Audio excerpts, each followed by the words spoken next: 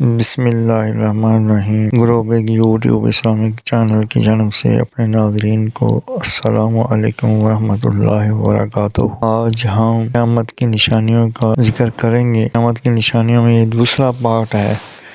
جو قیامت کی نشانیاں 72 بتائی گئی ہیں ان کے بارے میں مزید بتائیں گے، اور آخری پارٹ کے بعد کل پیش کیا جائے گا۔ 25 نمبر، امین خیانت کرنے لگیں گے۔ 26 سردار ظلم پیشہ ہوں گے۔ 27 عالم اور قاری بدکار ہوں گے، یعنی عالم بھی ہیں اور کلام پاک کی تلاوت بھی کر رہے ہیں مگر بدکار ہیں، الیاذ باللہ۔ نمبر 28 لوگ جانوروں کی کھالوں کا لباس پہنیں گے۔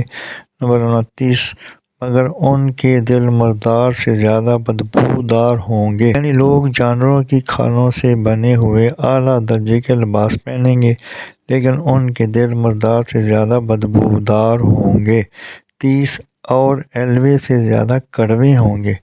نمبر 31 سونا عام ہو جائے گا۔ نمبر 32 چاندی کی مانگ ہوگی۔ نمبر 33 گناہ زیادہ ہو جائیں گے۔ نمبر 34 امن کم ہو جائے گا۔ نمبر 35 قرآن کریم کے نسخوں کو آراستہ کیا جائے گا اور ان پر نقش و نگار بنایا جائے گا۔ نمبر 36 مسجدوں میں نقش و نگار کیے جائیں گے۔ نمبر 37 اونچے اونچے مینار بنیں گے۔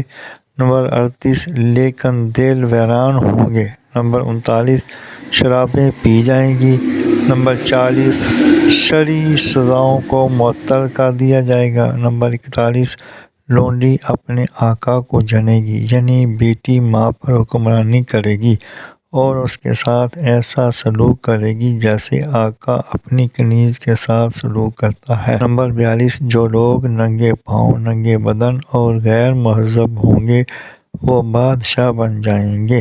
کمینے اور نیچ ذات کے لوگ جو نسبی اور اخلاق کے اعتبار سے کمینے اور نیچے درجے کے سمجھے جاتے ہیں وہ سردار بن کر حکومت کریں گے۔ نمبر 43 تجارت میں عورت مرد کے ساتھ شرکت کرے گی، جیسے آج کل ہو رہا ہے کہ عورتیں ہر کام میں مردوں کے شانہ بشانہ چلنے کی کوشش کر رہی ہیں۔ نمبر 44 مرد عورتوں کی نکالی کریں گے۔ نمبر 45 عورتیں مردوں کی نکالی کریں گی، یعنی مرد عورتوں جیسا حلیہ بنائیں گے اور عورتیں مردوں جیسا حلیہ بنائیں گی۔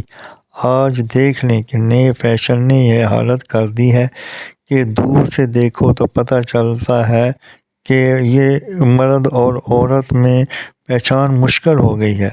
نمبر 46 غیر اللہ کی قسمیں کھائیں گے، یعنی قسم تو صرف اللہ کی صفت کی یا قرآن کی کھانا جائز ہے، دوسری چیزوں کی قسم کھانا حرام ہے، لیکن اس وقت لوگ اور چیزوں کی قسمیں کھائیں گے، مثلاً تیرے سر کی قسم وغیرہ۔ نمبر 47 مسلمان بھی بغیر کہے جھوٹی گواہی دینے کو تیار ہوگا۔